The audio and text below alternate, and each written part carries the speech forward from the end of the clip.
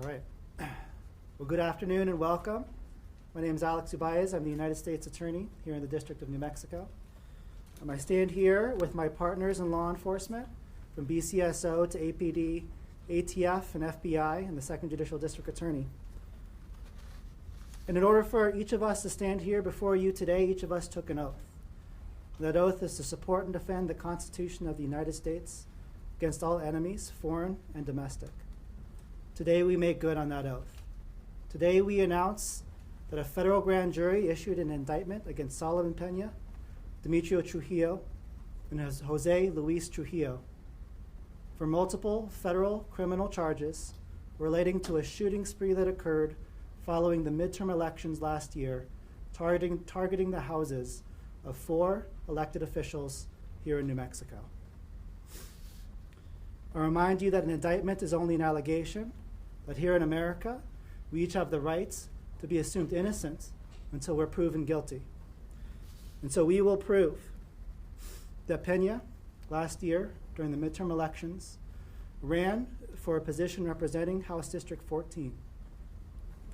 Following his electoral defeat in November of 2022, Peña allegedly organized the shootings at 4 residences, 2 belonging to Bernalillo County commissioners and 2 belonging to New Mexico state legislators. The indictment also alleges that Peña targeted several of these public officials because in their official capacity, they certified the election which he lost.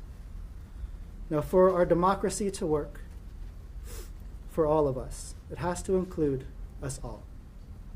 And in America, voters pick their leaders, and would-be leaders don't get to pick which voters they heed, which rules apply to them, or which laws to follow.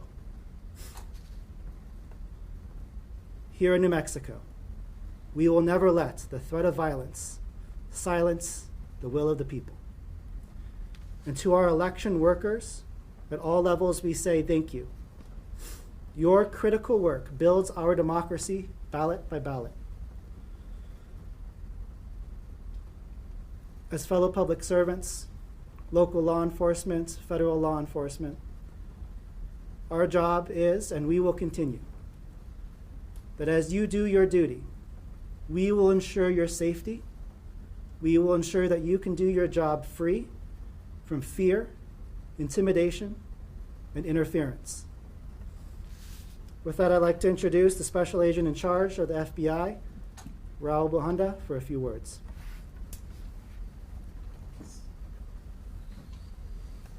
So, good afternoon, everyone. So again, just like United States Attorney Alex Ubaez said, this was a great example of a collaborative effort between law enforcement at all levels, state, local, and federal. This was really one of those things that we all come together like we always do time after time. When we get a phone call, usually on a Saturday early morning, and you know when you get that phone call that it's probably not going to be good news that you're hearing about. It's not the Harold calling me up to go fishing that morning. It's going to be Harold telling me about something terrible that's happened within the city or somewhere within the state from another chief of police. But I always know, regardless of what it is I'm going to hear on the other end, that it's going to end well because we're going to do this together. Everything we do is collaborative. So the FBI's involvement in this case was at a request from APD. So a lot of the work that was done is on the backbone of what APD did and the work that BCSO did through some very astute policing by their deputies and their detectives. There's no competition between law enforcement and New Mexico. I get that question quite a bit. It's all about doing the right thing for the American people, specifically the citizens of New Mexico. The arrest and the 11 indictment that Alex Ubaez talked about is kind of an overall message that if you do anything to impede our electoral process or just violent crime in general, we will do everything possible to make sure that you pay for those offenses. And it's only a matter of time. You will pay for those offenses. So with that, from the men and women of the FBI, and I know I speak from APD, BCSO, ATF, and every other agency that was involved, Sam Bregman's office. This case is a testament to the work that we do well, and we do it together as a team. And I'm sure if you have any questions that both Alex and Harold will be happy to answer them later. But with that, I'll turn it over to Chief Medina. So I want to thank everybody for being here today, and as everybody's mentioned, this is the result of a lot of work by a lot of different agencies, but with one goal in mind. And you know, it's great to be able to stand up here and have a sheriff that stands in the same room with us, a U.S. attorney that we communicate frequently with and helps us with cases, FBI SAC that answers the phone on Saturdays at 6:30 in the morning, and it doesn't go to voicemail. But what I want to really emphasize is the fact that we're a team. We work well together. And this case really also ties in a lot of changes that have happened to the agencies across New Mexico.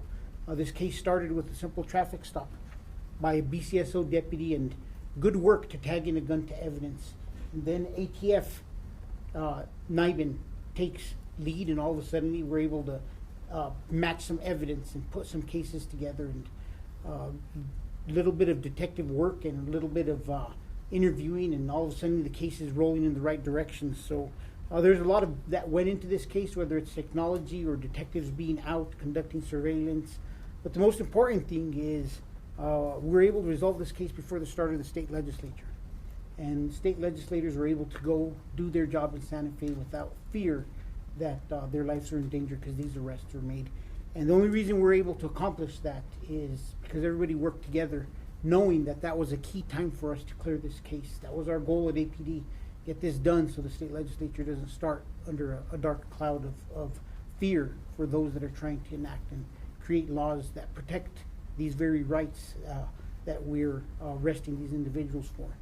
And you know, I just want to close with one last thing is, I know they're not here today, but during those times, we were stretched thin at the Albuquerque Police Department. We always are. And there's a lot of individuals, elected officials who were in fear, and we're having to provide some dignitary protection. And state police was a great partner also. They always have been. I know Chief Johnson announced his retirement yesterday, and he's going to be missed. He was a great partner, always worked with us, and we didn't have to ask twice for him to make sure that state officers were in the Albuquerque area helping us provide dignitary protection to some of those agencies out there. So wish him well in retirement, and you know, got a good start with the new chief, speaking with him yesterday, and we look forward to bringing them to the table also with us and continuing that relationship. Thank you. Thanks, Chief. Just to echo what Raul said, we as a law enforcement team are better together. We as Americans are better together. We will never let fear drive us apart. I want to thank each of these partners and echo those comments. Without them, this would not have been possible. Without the boots on the ground, the deputies making the stops, the detectives doing the investigation, the special agents running the technology and running everything to ground. Without the partnership with DOJ and DC, Criminal Division, Assistant Attorney General Kenneth Politz, the Public Integrity Section, and of course my prosecutors who stand here with us today. As your public servants, I want to assure you that the threat of misguided repercussions will never dissuade us from doing what is right. That danger has never kept us from doing our job. And that today, days after Memorial Day, we all stand here together, united, to say that acts of violence will never stop an American from doing her duty. Thank you all for being here today. We will answer limited questions. I thank you all in advance for your understanding with my brevity, as this is an indictment and merely an allegation with the facts. But I'll open up for brief questions. Ann.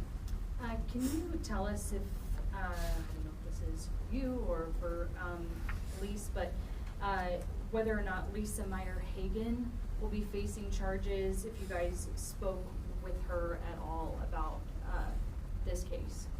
So the people who speak to are the people who are named in the indictment. As you all see, there are a number of unnamed folks in the indictment, as is our common practice. We don't speak to ongoing investigations or potential other witnesses, victims, or defendants. Thank you. The charge Yes, sir. listed for each in the indictment when it is referencing each incident with the various victims. Could you explain what that charge is? It looked to me like those first 4, 2 through 5 were the same charge for the actual shooting incidents. Correct. That's right. So the lead charge is a conspiracy charge to encompass, but you're correct.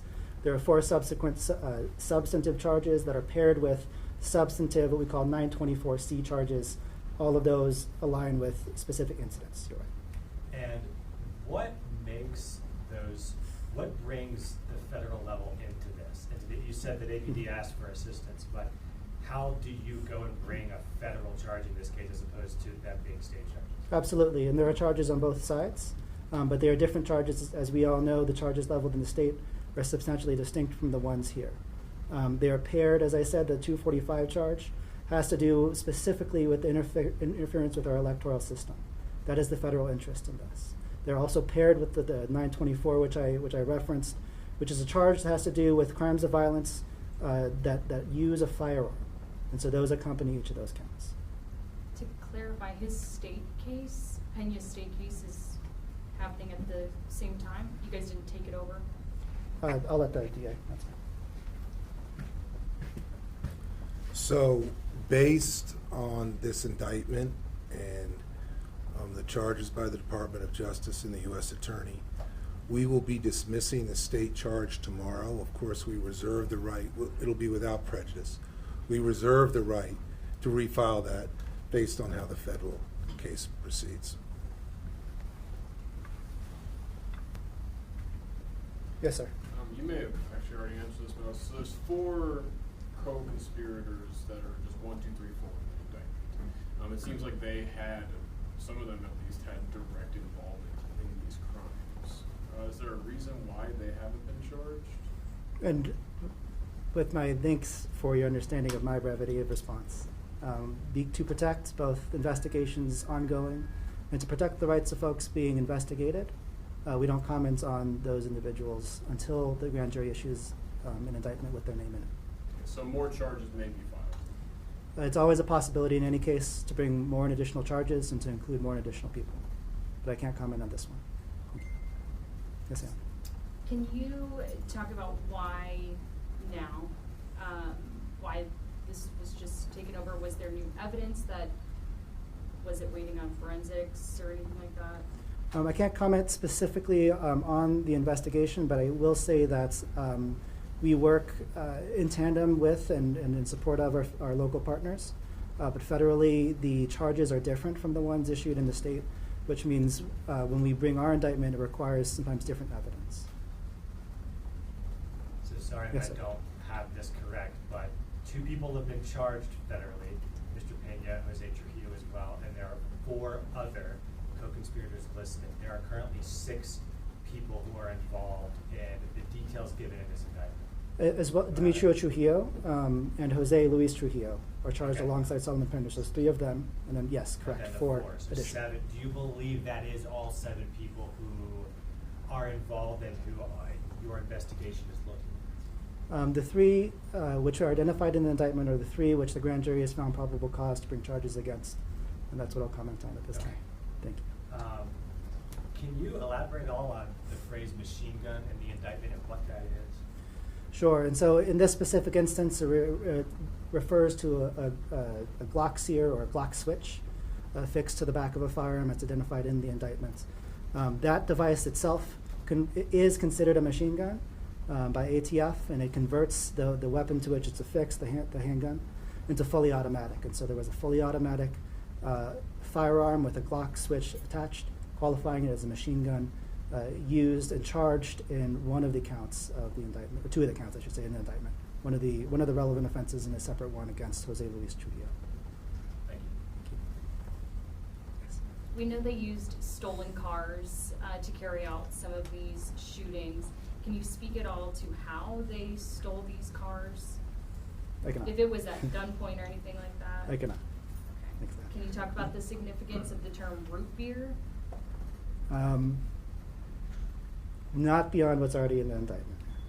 Do you know the timeline for how everything else may play out? Court dates and such? What's the next step? I don't. It'll be so each defendant is in a different place right now, and so every defendant has a right to be arraigned as close as possible as their arrest. So Demetrio was arrested today, and will be arraigned within days, I suspect. Jose Luis Trujillo was already in federal custody, and Solomon Peña will be either released to federal custody upon dismissal, or will be transporting him over forthwith. He will be arraigned. Upon arraignments, every defendant has a right to a speedy trial within 70 days. As we all know from practice, that's unlikely. This is a large and complex case, and so I would be surprised if that were the case. But that is the general parameters. What facility is Jose Trujillo being held at? I am not sure. I apologize, but I can find that out for you. Do you know if he was found competent in his other case? In the federal criminal complaint, I do not believe there is a determination of competency or incompetency. Okay. I don't think there's a determination. Yeah.